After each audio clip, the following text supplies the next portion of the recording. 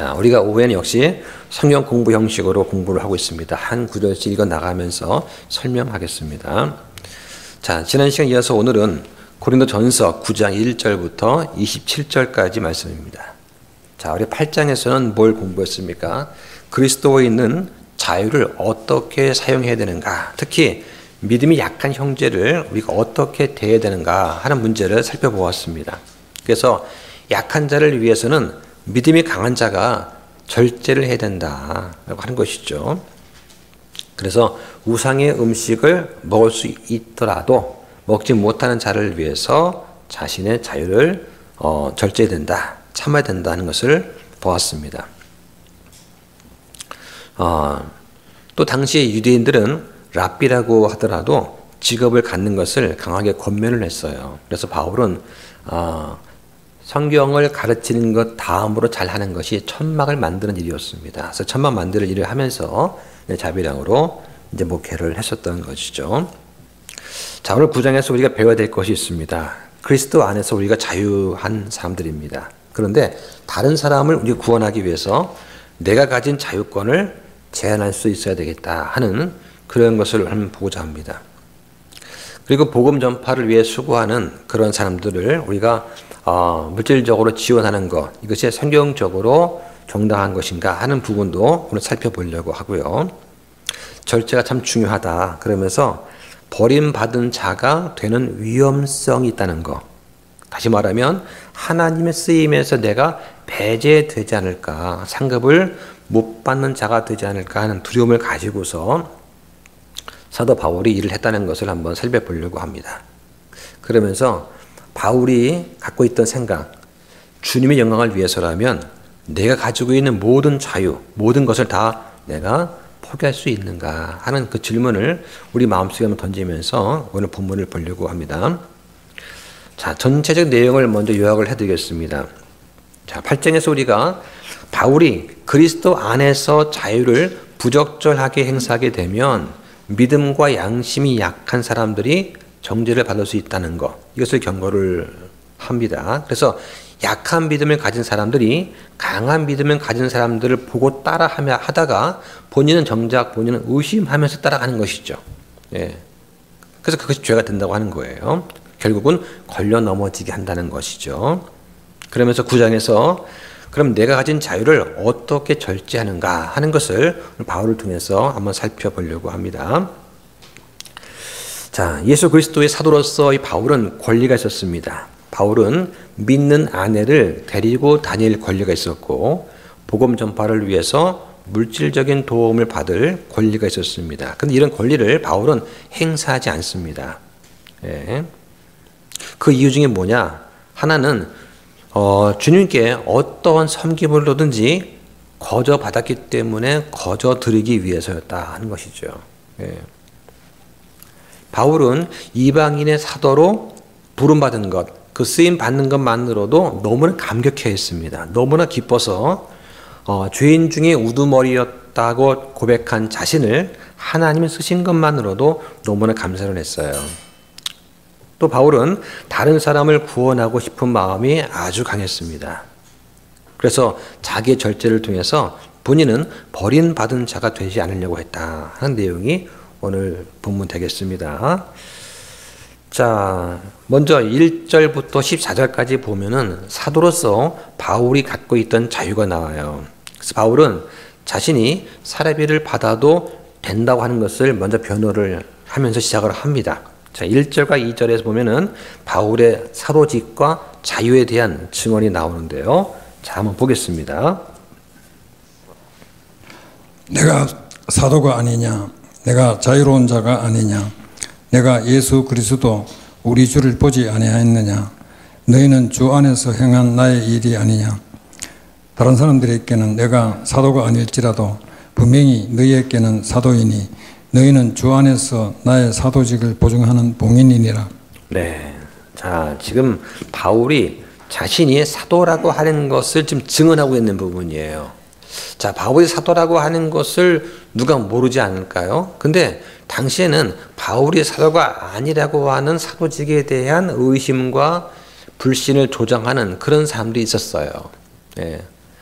자, 사도가 뭐냐? 사도는 한마디로 보냄을 받은 사람들, 위임 받은 사람들이 되죠. 그래서 12사도와 바울이 해당이 됩니다. 신약의 사도들은 대언자들과 함께 교회의 기초를 놓은 사람들입니다. 사도의 조건은 개인적으로 주님을 봐야 하는 그런 사람들이에요. 예. 그래서 사도행전 1장 21절, 22절에 보면 우리와 함께 그분의 부활을 증언할 증인이 되게 하여 하리라고 나옵니다. 그러니까 사도의 목적이 뭐냐? 사도의 목적은 바로 예수 그리스도의 증인이 되는 거예요. 예. 증인이 뭡니까? 사건을 목격한 사람들 아닌가요? 그래서 예수님께서 부활하신 역사적인 사실을 증거하는 사람들, 이게 사도입니다. 그래서 바울도 다마스쿠스로 가는 길에서 부활하신 주님을 만나게 되는 것이죠. 자, 그 외에도 사도들은 특별 선물, 특별 은사를 갖고서 기적도 행했습니다. 그래서 고린도 후서 12장 12절에 보면 진실로 내가 너희 가운데서 모든 인내와 표적들과 이적들과 강력한 행위들로 사도의 표적을 행하였노라고 고백을 하는 것이죠. 그러니까 성경에 보면은 표적이 나오고 이적이 나오고 그 다음에 기적이 나옵니다. 이 세 가지를 구분 좀 할 수 있어야 되겠어요. 자, 표적이 뭐냐? 일단 표적은 그것이 복음이라고 하는 것을 확증하는 능력입니다. 사도가 말씀을 전한 다음에 이게 복음입니다 하면 그것을 복음이라고 할 수 있는 근거로 표적을 행하는 거예요. 예. 유대인들은 표적을 찾는 사람들입니다. 너의 말이 정말로 하나님께서 왔다면 하나님이 주신 능력을 보여봐라 라고 하는 것이죠. 자, 그 다음에 이적이 있어요. 이적을 통해서 하나님께 대해서 경외심을 갖도록 하는 능력을 이적이라고 합니다. 자, 그 다음에 기적이 있어요. 기적은 이제 강력한 행위라고도 번역이 되어 있는데요. 하나님의 권능을 나타내는 초자연적인 그런 힘을 말하는 것입니다. 성경에서는 이 표적과 이적과 기적, 이 세 가지를 예수님과 사도들의 사역을 특징적으로 묘사할 때 주로 사용이 되었습니다. 그러니까 바울이 사도라고 하는 것을 확증해 주는 수단이 바로 그런 표적과 기적과 이적이었던 것이죠. 1절에 보니까 내가 예수 그리스도 우리 주를 보지 아니하였느냐, 즉 주의 증인이다 라고 하는 것이죠. 이게 사도의 조건 중 하나니까요. 2절에 내가 너희에게는 사도다 라고 말합니다. 왜 그렇습니까? 고린도 사람들 가운데서 행한 일들, 즉 표적과 기적과 이적 같은 것을 너희가 보지 않았느냐라고 하는 것이죠. 그러면서 또 바울의 이런 복음 전파로 지금 이렇게 교회가 생겼다. 이게 바로 내가 사도란 증거다라고 하는 것이죠. 하나님께로부터 보내심 받지 않았다면 어떻게 이런 일이 가능하겠는가라고 지금 바울이 증언하고 있는 것입니다. 자, 그러면서 이제 3절부터는 바울이 누릴 수 있는 자유가 나옵니다. 먼저 그 먹고 마실 권리가 있다라고 하는 내용이 나오죠. 3절과 4절 보겠습니다. 나를 시험하는 자들에 대한 내 대답은 이것이니라. 우리에게 먹고 마실 권리가 없느냐. 네, 자, 나를 시험하는 자들이 나옵니다. 바울의 사도권을 의심하면서 바울을 대적했던 자들이 당시 있었습니다. 자, 그들에 대해서 바울은 자신이 부활한 그리스도를 직접 보았다. 그리고 사도의 표적을 행했다는 것이죠. 복음 전파를 통해서 이방인인 이 고린도 사람들을 그리스도인으로 회심시킨 뚜렷한 증거들이 있다. 그걸 너희가 보았지 않았느냐 하면서 마치 법정에서 증언하듯이 단호하게 말하는 모습을 지금 보여주고 있는 거예요. 이 고린도는 목회하기가 상당히 힘든 곳이었습니다. 무엇보다도 우상 숭배가 아주 극심했던 그런 지역이었습니다. 자, 바울은 바로 이런 곳에서 큰 변화를 일으켰어요. 그래서 사도행전 18장에 보면 아테네를 떠나서 고린도에 가서 복음을 전파를 하죠. 그때 많은 대적이 있었고 그 당시에 유수도의 집에 머물면서 1년 6개월 동안 말씀을 가르치는 그런 일을 합니다. 자, 그러니까 이런 걸 통해 볼 때 바울은 그 사람들한테서 자유롭게 이런 사례비를 받을 수 있었고 또 먹고 마실 권리가 있었다라고 좀 말을 하고 있는 거예요. 자, 그 다음에 5절에 보면 믿는 아내를 데리고 다닐 권리가 있다 하고 말을 합니다. 보시죠, 5절. 우리에게 다른 사도들이나 주의 형제들이나 게바와 같이 자매 곧 아내를 데리고 다닐 권리가 없느냐. 네. 자, 뭐 구약 시대의 아브라함도 아내 사라를 데리고 다녔지 않습니까? 다행히. 자, 근데 이 사도들은 아내를 데리고 다닐 권리가 있었어요. 바울은 아내를 자매다라고 부릅니다. 자매. 네. 그러니까 남편과 아내는 하나님 아버지 안에서 형제요 자매가 되는 거죠. 그러니까 아담과 이브도 아버지가 있지 않습니까? 그러니까 아버지 하나님 아래에서 아담과 이브는 서로에게 형제 자매가 되는 거예요. 자, 우리가 형제님 하면은 그건 뭘 뜻합니까? 그리스도 안에서 같은 믿음을 가지고 있다는 걸 전제로 하는 것이죠. 예, 마찬가지로 자매님하고 시스터 하면 뭡니까? 근본적으로 같은 믿음을 가지고 있다는 걸 내포하는 거예요. 예, 그러니까 여기서 우리가 형제님, 자매님 할 때 그것은 같은 믿음을 가지고 있다는 전제로 하는 것이죠. 자, 그래서 이 사도 중에서 요한과 바울을 제외하고 다른 사도들은 아내가 있었습니다. 베드로는 결혼도 했어요. 특히 이 게바, 이 베드로는 탁월한 사도였습니다. 예수님의 수제자였죠. 그러니까 모든 사람들이 예수님의 제자들 가운데 특히 베드로를 많이 주목해서 봤을 거예요. 그런데 베드로가 아내를 데리고 다니는 거죠. 이것이 이제 고린도 교인한테 본보기가 되었습니다. 그런 베드로가 결혼을 했고 아내를 데리고 다녔기 때문에 바울도 권리가 있다라고 하는 것이죠. 예. 자, 그 다음에 6절과 7절에 보면은 일을 하지 않고 타인의 지원을 받을 권리가 있다라고 말을 합니다. 6절과 7절 보겠습니다. 나와 바나바만은 일하지 아니할 권리가 없느냐? 어느 때고 누가 자기 비용을 들여 전장에 나가겠느냐? 누가 포도원을 만들고 그것의 열매를 먹지 아니하느냐? 누가 양떼를 먹이고 그 양떼의 젖을 먹지 아니하느냐? 네, 자, 바울은 일을 안 하고 전적으로 사역만 해도 될 권리가 있었습니다. 자, 그럼에도 이 바울을 시험하는 자들이 있는 거죠. 사도직에 대한 의심, 또 바울을 불신하고 그의 동기, 저 사람은 왜 저렇게 일을 할까? 그 동기를 의심했었습니다. 이거에 대해서 바울은 군인과 농부와 목자의 비유에서 이제 설명을 하는 거죠. 그게 7절에 나오는 겁니다. 보통 사람들의 경험을 통해 설명을 합니다. 그러면서 일꾼은 품삯을 받고 일을 한다는 거예요. 자, 교회는 마치 전쟁터와 같습니다. 그래서 군인의 비유를 하죠. 디모데후서 2장 3절에 그러므로 너는 예수 그리스도의 좋은 군사로서 고난을 견뎌내라고 하는 거예요. 자, 또 교회는 포도원과 같습니다. 농부에 비유합니다. 디모데후서 2장 6절에 수고하는 농부가 열매에 맨 먼저 참여하는 자가 되어야 마땅하다고 하는 거예요. 자, 그러면서 또 교회는 목장과 같다. 그래서 목자의 비유를 또 합니다. 요한복음 21장 15절에 이처럼 그들이 먹은 뒤에 예수님께서 시몬 베드로에게 이르시되 요나의 아들 시몬아 내가 이것들보다 나를 더 사랑하느냐 하시니 그분께 이르되 주여 그러하나이다. 내가 주를 사랑하는 줄 주께서 아시나이다 하매 그분께서 그에게 이르시되 내 어린 양들을 먹이라 하시고 라고 하였습니다. 자, 이렇게 지금 바울은 전쟁터에 나가는 군인, 포도원에 일하는 농부, 또 목장에서 일하는 목자의 비유해서 지금 설명을 하고 있는 거예요.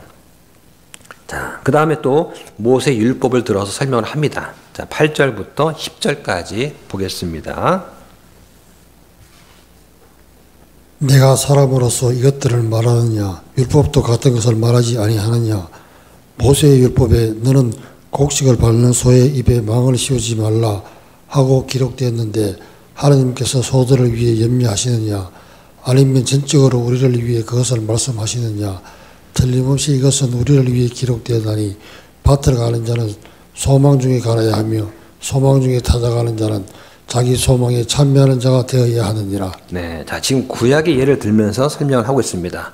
아직은 신약이 없던 그런 시대였죠. 자, 이 9절 말씀은 신명기 25장 4절 말씀을 인용한 겁니다.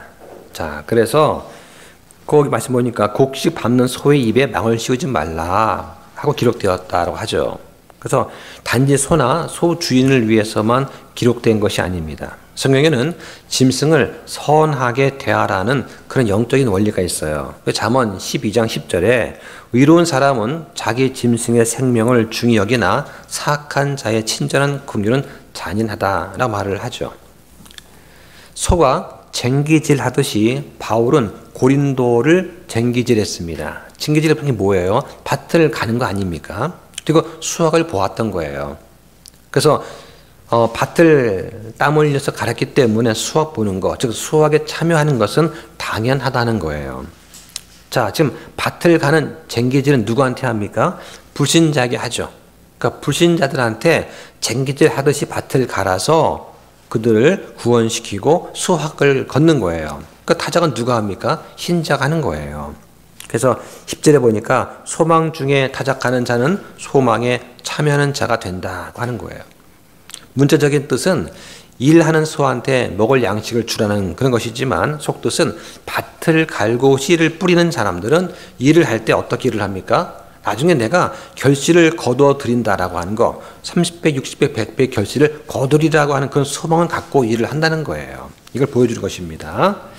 자, 그러면서 11절에 보니까 영적인 것을 물질적인 것으로 교환을 한다 하는 내용이 나옵니다. 자, 11절 보시죠. 우리가 너희에게 영적인 것들을 뿌렸다면 너희의 육적인 것들을 거둔다고 해서 그것이 큰일이겠느냐. 네, 자, 지금 영적인 것하고 육적인 것을 지금 비교해서 설명을 합니다. 자, 이 말씀은 다른 경우에도 적용이 돼요. 그러니까 이방인 교회한테 이 말씀이 적용이 될 수 있어요. 그래서 로마서 15장 25절 17절에 보면은 이런 말씀이 있습니다. 그들은 저들한테 빚진 자들이니 만일 이방인들이 저들의 영적인 것들에 참여한 자가 되었거든 육신의 것들로 저들을 섬기는 것도 그들의 의무다라고 하는 말씀이 나오는 거죠. 그래서 이방인들이 유대인한테 빚진 자가 되었습니다. 그러니까 예루살렘에 있던 그 회중이 복음의 모든 복과 함께 복음을 이방인을 전달한 모태가 되는 그런 교회였던 것이죠. 이거에 대해서 나중에 예루살렘 교회가 어려워지니까 마케도니아와 아가에 있는 많은 또 교회들이 예루살렘 교회를 또 지원을 한 거예요. 자, 그걸 말하는 것입니다. 자, 또 이것을 사역자들을 지원하는 문제에도 적용할 수가 있습니다. 자, 갈라디아서 6장 6절 8절 말씀 보면은 6절에 이런 말씀이 있어요. 말씀 안에서 가르침을 받는 자는 가르치는 자와 함께 모든 좋은 것을 나눌지니라고 하는 그런 말씀이 있는 것입니다. 그러니까 영적인 것을 나눠주기 때문에 그 대가로 물질적인 것을 받아도 된다라고 하는 그런 바울의 말을 지금 하고 있는 것이죠. 자, 그러면서 12절에 보면 바울 말고 다른 사역자들은 고린도 교회에서 지원을 받았어요. 그 내용을 또 말합니다. 자, 12절 보시죠. 다른 이들이 너희에 대한 이 권리에 참여하거든 하물며 우리는 더 참여하지 아니하겠느냐. 그럼에도 불구하고 우리가 이 권리를 쓰지 아니하였고 오히려 모든 것을 참고 있나니 이것은 우리가 그리스도의 복음을 가로막지 아니하려 함이라. 네, 자, 다른 사역자들은 고린도 교회에서 지원을 받았어요. 예. 그러니까 사실 바울은 다른 교회들한테서 지원을 받고 있던 상태였죠. 그러니까 고린도 교회한테서만 받지 않았지. 빌립보서 4장 15절 6절에 보면은 빌립보와 마케도니아 교회에서 바울은 지원을 받았습니다. 물론 이제 일정하게 꾸준한 지원은 아니고 간헐적으로 받긴 했지만 지원을 받긴 했어요. 예, 그러면서 고린도후서 11장 8절 한번 보실까요? 고린도후서 11장 8절 내가 너희를 섬기기 위해 다른 교회들로부터 삭슬 받음으로써 그 교회들의 것을 강탈하였노라. 자, 여기 보니까 강탈했다는 말이 나오죠. 자, 지금 바울은 다른 교회들이 주는 삭슬 받아가지고 고린도 교회를 섬긴 거예요. 그래서 마케도니아 교인들한테 도움을 받아서 그들의 어떤 물질적인 지원을 가지고서 이 고린도 교회를 세우고 여러 가지 필요한 것들을 이제 했던 것이죠. 말하자면 다른 교회, 마케도니아 교회 같은 다른 교회들한테 어떤 지원 헌금을 받아서 고린도 교회를 도왔다는 거예요. 예, 그러니까 마케도니아 사람들도 사실 어려웠는데 자기들도 어려우면서 그들로부터 후원금을 받아서 고린도 교회를 도왔는데 바울한테는 마치 이것이 그들의 것을 강탈하는 것처럼 느껴졌다라는 거예요. 예. 그들도 없는 형편에 어렵게 헌금을 모아서 전달했기 때문이죠. 예. 자, 그런데 바울은 어떠냐? 이 고린도 교회로부터는 어떤 좋은 본을 삼기 위해서 자신은 그 삭스를 받지 않았어요. 받더라도 오해의 소지가 없을 경우에만 한해서 그들이 자신을 돕는 것을 이제 허락을 했던 그런 상태였습니다. 자, 그러면서 자, 13절에 그러면 성전 그 제사장은 어떠냐 하고 또 예를 또 들어줍니다. 자, 보시죠. 13절. 거룩한 것들에 관하여 섬기는 자들이 성전에 속한 것들로 사는 것을 너희가 알지 못하느냐? 또 제단에서 섬기는 자들이 제단과 함께 헌물에 참여하는 자들임을 알지 못하느냐? 예, 지금 구약의 예를 들고 있는 겁니다. 자, 민수기 18장하고 레위기 6장, 7장에 보면은 제사장들과 레위 사람들에 관한 그 헌물 규정이 나옵니다. 예, 그래서 이 제사장과 레위 사람들은 땅과 관련해서 재산을 돌보는 일에 책임을 지지 않았습니다. 그러니까 성전의 중요 업무에 전심을 기울여서 일을 할 수 있었던 것이죠.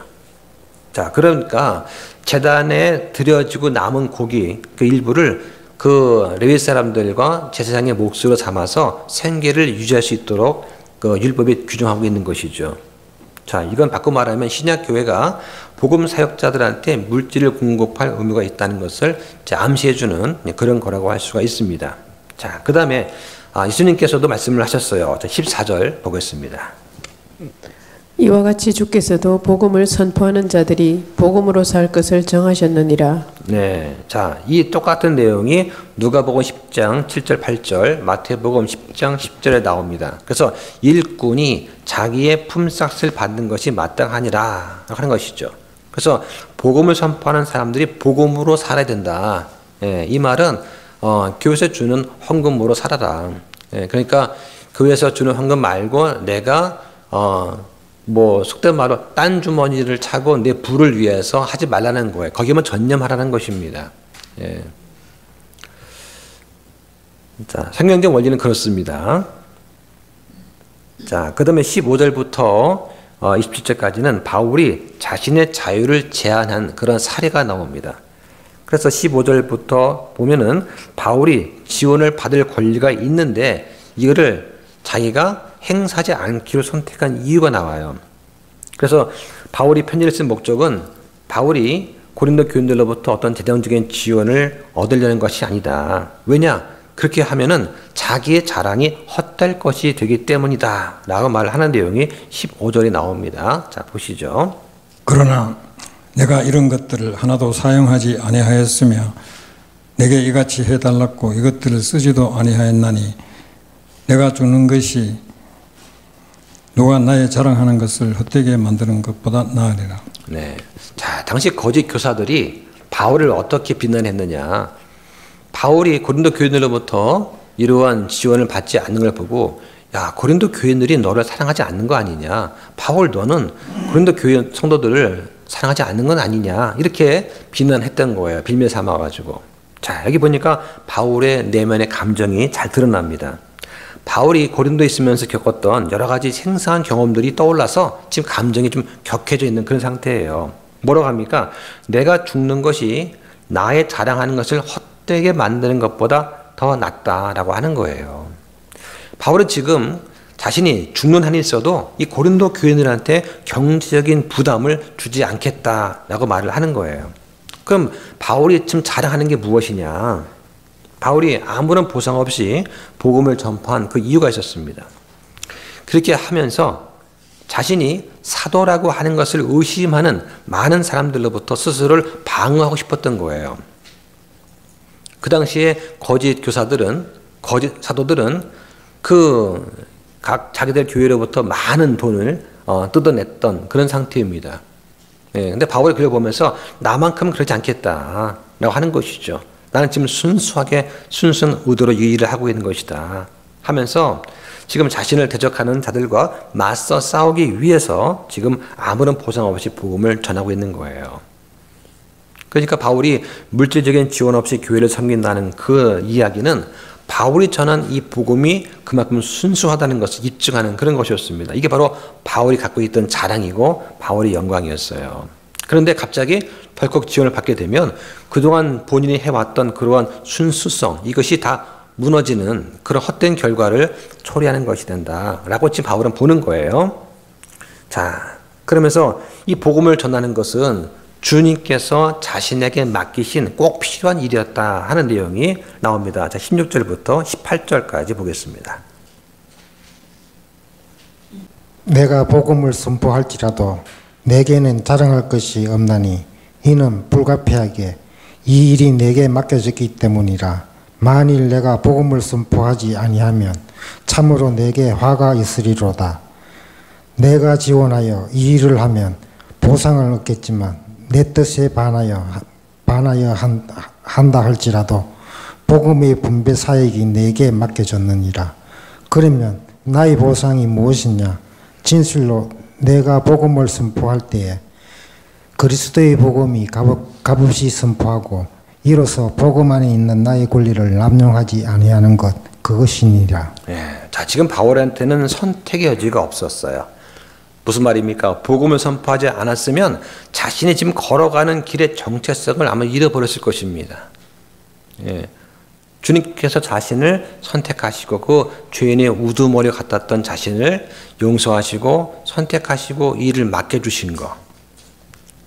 그 바울한테는 불가피하게 이 일을 지금 하게 돼 있는 거예요. 그 당시 고린도에는 순회하면서 복음을 전한 선포자들이 있었다고 합니다. 근데 이 사람들은 말을 참 잘했어요. 그 내용이 2장 1절에 나오죠. 바울 자신은 복음 선포를 할 자격이 없지만 어쩔 수 없이 불가피하게 한다라고 말을 하는 거예요. 자기 동포를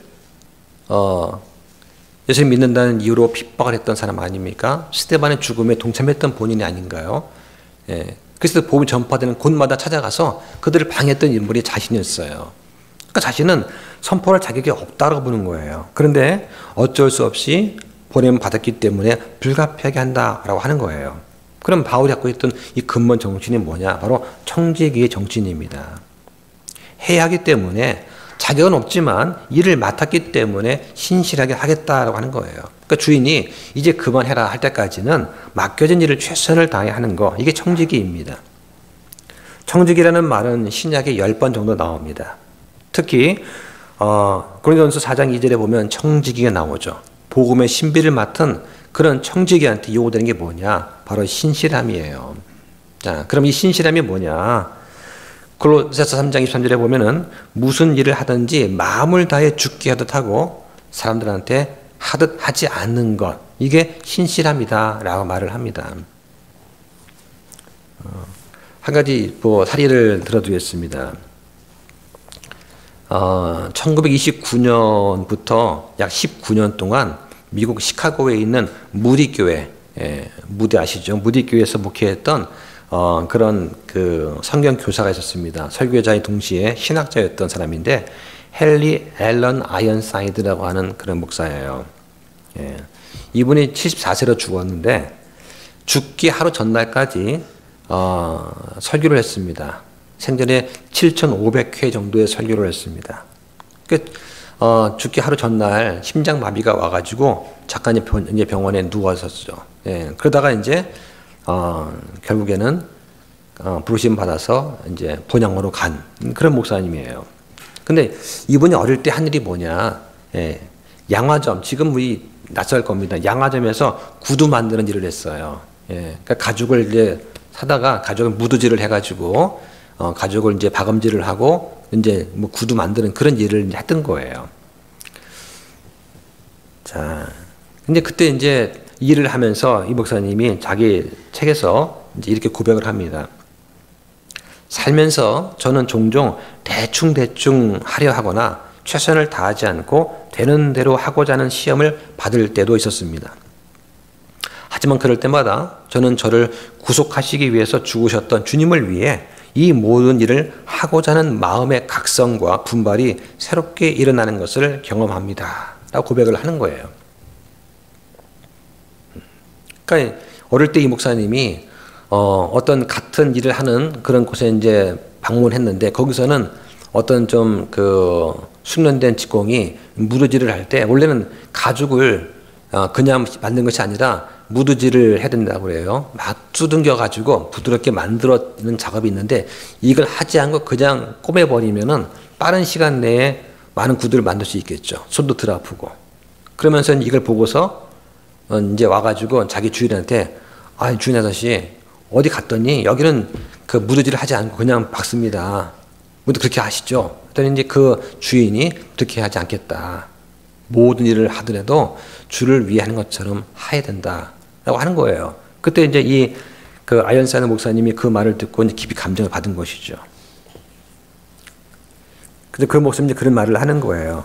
여러분이 무슨 일을 하든지 교회 일은 말할 것도 없고 가게를 하든 회사를 다니든 건물을 짓든 간에 그 일을 주를 위해서 죽게 하듯 하라. 그리고 사람한테 하듯 하지 말라는 거예요. 네. 그래서 결국은 뭐냐, 주님께서 기뻐하실 만하게 그 일을 하라는 것입니다. 이게 신실한 청직이다 라고 이제 하는 거예요. 네. 그래서 하나님께서 맡겨주시면 그 일을 이제 어쩔 수 없이 하게 되는 거죠. 네. 자, 바울은 지금 이 복음의 분배 사역을 맡은 청지기로서 일을 하고 있는 것입니다.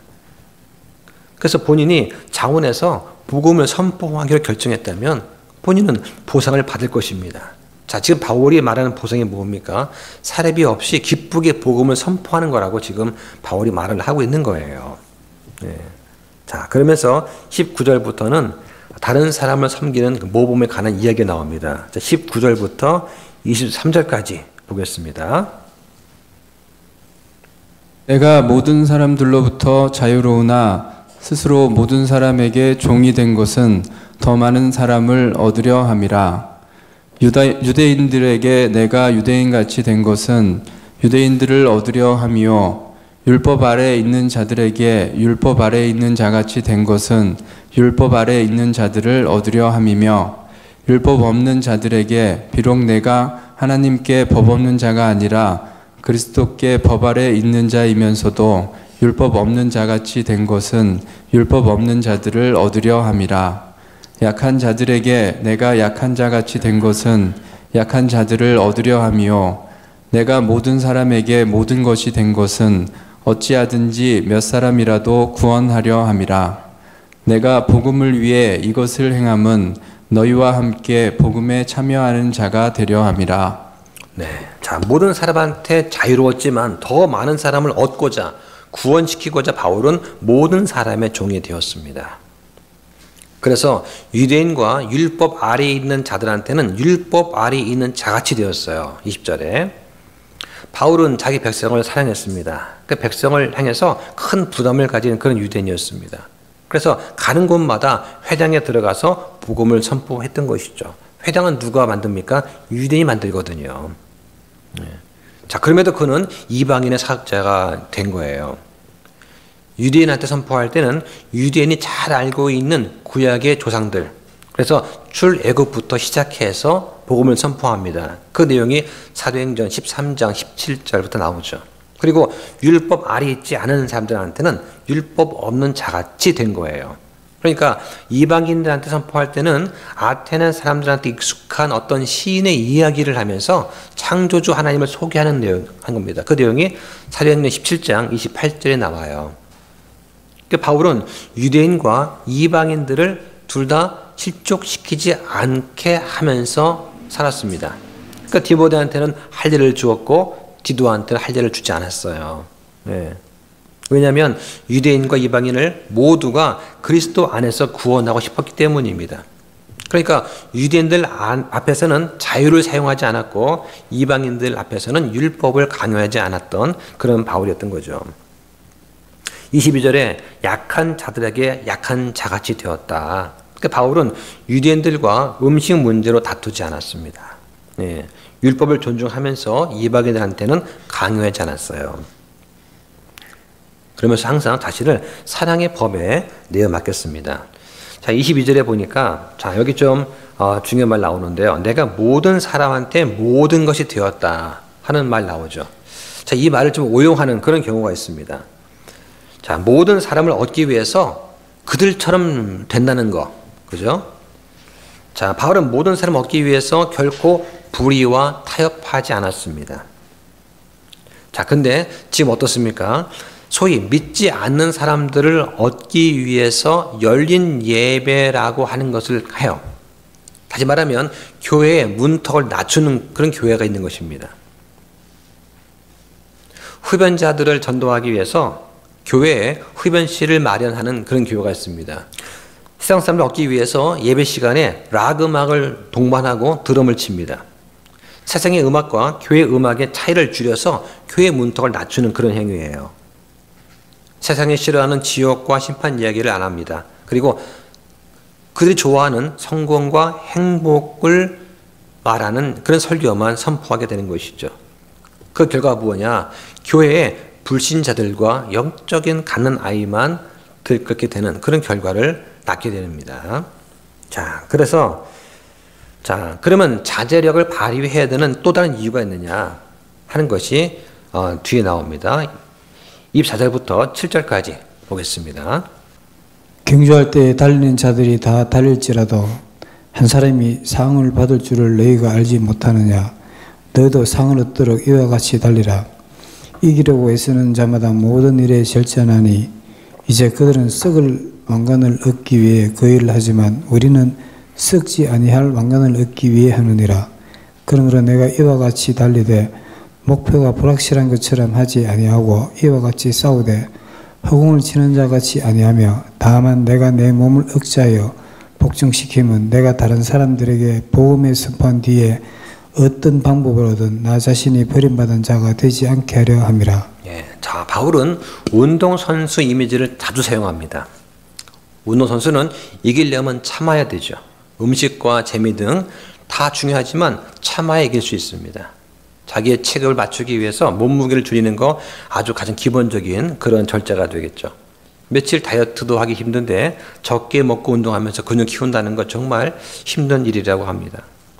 자, 거기 보니까 24절에 한 사람이 상을 받는다. 당시 경기에서는 한 사람만 월계관을 썼어요. 그래서 한 사람이 상을 받는다라고 말을 하는 것입니다. 실제로 우리 모두는 믿음의 경주를 하고 있습니다. 그런데 다른 것은 참가자는 모두 다 왕관을 받습니다. 주의 재림을 사모하는 모든 사람한테 의의 왕관이 주어집니다. 절제하며 승리하는 사람한테 썩지 않는 왕관, 오늘 본문에 있는 썩지 않는 왕관이 주어집니다. 또 목사들한테 영광의 왕관이 주어집니다. 혼을 구하는 자들, 복음을 선포하면서 혼을 구하는 사람들한테 환희의 왕관, 기쁨의 왕관이 주어져요. 그리고 순교자들에게 생명의 왕관이 주어집니다. 이렇게 5가지 왕관이 보장이 되어 있는 거예요. 세상에 주는 썩을 왕관은 온갖 명예와 상을 얻으려고 그런 경쟁을 하는 것입니다. 그러기 위해 그들도 온갖 절제를 하는 거죠. 하물며 주님이 주시는 썩지 않는 왕관을 구하는 우리는 얼마나 더 절제를 해야 할까요? 바울은 그래서 혼의 구원을 위해서 스스로를 훈련시켜야 했습니다. 주님을 섬기면서 보상을 받으려면 그 값을 치러야 됩니다. 그 값이 뭐냐? 바로 절제하는 거예요. 네. 바울은 그래서 단언 훈련, 자기 몸을 억제하면서 경주를 하고 선한 싸움을 싸웠습니다. 여기 자기 몸을 억제한다. 개역성경에는 자기 몸을 친다라고 되어 있는데 억제한다라고 우리는 성경에 되어 있습니다. 당시 고린도 지역에서는 2년마다 열렸던 그 경기가 있었다고 합니다. 우리 같은 경우도 이제 올림픽하고 아시안 게임이 2년마다 열리지 않습니까? 그러니까 4년마다 열리지만 우리한테는 2년마다 격주 있는 것이죠. 2년마다 이렇게 있는 것인데 고린도 지역에는 그 이스미안 경기라고 하는 것이 있었답니다. 그때 그리스 4대 경기가 올림피아 경기, 피티안 경기, 네미안 경기, 그리고 이스미안 경기라고 해요. 근데 여기 이스미안 경기에는 격투기하고 경마가 주된 종목이었다고 합니다. 그래서 이제 그 본문에서 바울이 이렇게 달리는 것, 그죠? 그다음에 허공을 치듯이 이제 권투 이런 것에 대한 비유를 드는 것이 되겠죠. 우리도 목표가 있어야 됩니다. 목표가 없으면 삶이 무미건조해지게 되죠. 자, 그래서 빌립보서 3장 14절에 보면 그리스도 예수님 안에서 하나님의 높은 부르심의 상, 구원의 상을 받으려고 표대를 향해 밀치며 나아간다라고 합니다. 그 표대가 무엇이냐? 바로 그리스도를 아는 거예요. 예. 주를 아는 것, 또 부활하는 것입니다. 예. 한번 보실까요? 빌립보서 3장 14절 보시죠. 그리스도 예수님 안에서 하나님의 높은 부르심의 상을 받기 위하여 표대를 향해 미치며 나아가더라. 네, 여기 표대가 뭐냐? 거기 바로 위에 10절과 11절 보세요. 10절과 11절에 보면 이것은 내가 그분의 죽으심과 일치하게 되어 그분과 그분의 부활의 권능과 그분의 고난에 참여하는 것을 알려하며 아는 것이죠. 어찌하든지 내가 죽은 자들의 부활에 도달하려 함이라. 부활에 도달하는 것, 이게 바로 표대입니다. 네. 그래서 주를 아는 것, knowing Christ, 그 다음에 부활하는 것, 이것이 바로 바울이 말하는 표대예요. 네. 자, 그래서 27절에 보니까 바울은 다른 사람한테 복음을 선포한 후에 자신이 버림받지 않도록 조심했다는 내용이 나옵니다. 자, 여기 본문에 보니까 버림받은 자가 되지 않으려 합니다. 그 버림받은 자가 뭐냐? 버림받은 자라는 것을 영어 성경에 보면 cast away라고 되어 있습니다. cast away 하니까 이제 떠오르는 게 있었는데요. 2000년도에 그 톰 행크스 주연 영화 cast away가 이제 딱 떠오르더라고요. 예. 그래서 이제 톰 행크스가 그 영화 속에서 난파당해서 무인도에 갇혀 있었습니다. 예. 그래서 이 cast away 그 사전적인 뜻은 난파당해서 무인도에 갇힌 사람, 또는 추방당한 사람, 또는 집단에서 버림받거나 내쫓긴 사람을 cast away라고 하는 거예요. 그러니까 이 버림받은 자는 성경에서 구원을 잃어버리는 자가 아니라 실격 판정을 받는 사람입니다. 그래서 버림받은 자에 해당하는 말, 여기 이제 헬라어는 원래 불합격자라는 뜻이에요. 예. 옛날에 그 화폐로 사용된 그 주화에 무게를 달아서 이게 정상적인 그 주화냐 아니면 가짜 주화냐를 판가름할 때 옛날에 그 아르키메데스가 유레카하고 목욕탕에서 나왔잖아요. 그게 뭐냐? 그 당시 유행했던 가짜 금, 은의 사기꾼들이 많으니까 이거 어떻게 잡을 수 있을까 고민하다가 그 정상적인 금의 무게를 물에 담그면 그 부피가 올라갈 거 아니 그만큼은요. 근데 가짜는 좀 덜 올라갈 거 아니냐. 무게가 다르니까. 이걸 보고서 이제 판별했다는 것이죠.